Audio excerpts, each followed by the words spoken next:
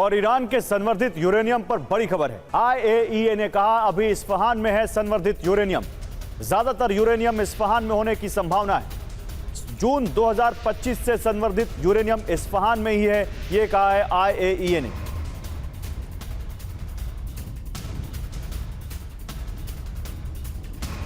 तो वाकई क्या ईरान एटम बम बनाएगा?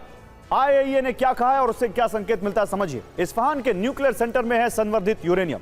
इस्फहान से यूरेनियम हटाने के कोई सबूत नहीं। हमले के बाद इस्फहान का निरीक्षण किया था। सैटेलाइट इमेज से इस्फहान में नुकसान का असर दिखा।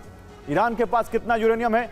440 किलोग्राम जो यूरेनियम है उसके पास, वो 60% संवर्धित है और परमाणु बम बनाने के करीब है।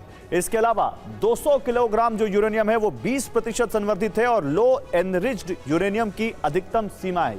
8,500 किलोग्राम का जो यूरेनियम है उसके पास वो 3.6% संवर्धित है और ईरान इसको ईंधन के रूप में इस्तेमाल कर रहा है। तो परमाणु बम बनाने के करीब लो एनरिच्ड यूरेनियम जो यहां पर है, आप समझिए वो यहां पर 60% वाला ही है। अब यूरेनियम पर टेंशन क्यों है, यह समझिए।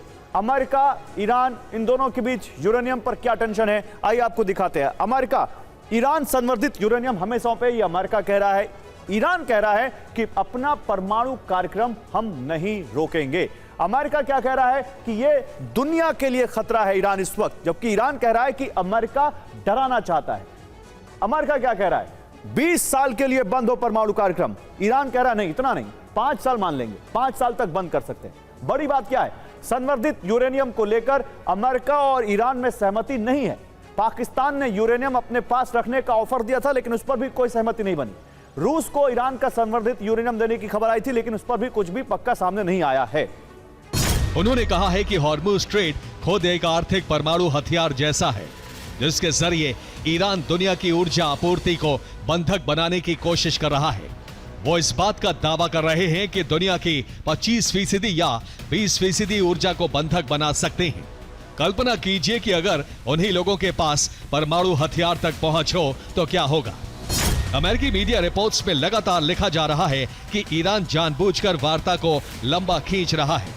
उसका मकसद सिर्फ बातचीत करना नहीं, बल्कि बातचीत के जरिए वक्त खरीदना है, ताकि इस दौरान वो अपने परमाणु कार्यक्रम को उस मुकाम तक पहुंचा सके जहां से एटम बम बनाना बहुत आसान हो। इसी रणनीति का नया चेहरा है गाजा। संयुक्त राष्ट्र में ईरान के दूत ने स्थायी युद्ध विराम और पूरी तरह सेना हटाने की मांग रखी है।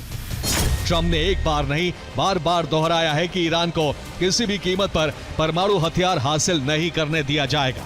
और सिर्फ ट्रंप ही नहीं, अमेरिकी विदेश मंत्री मार्को रूबियो ने भी चेतावनी दी है कि अगर मौजूदा शासन बना रहता है तो भविष्य में ईरान परमाणु हथियार बनाने की दिशा में जरूर आगे बढ़ेगा।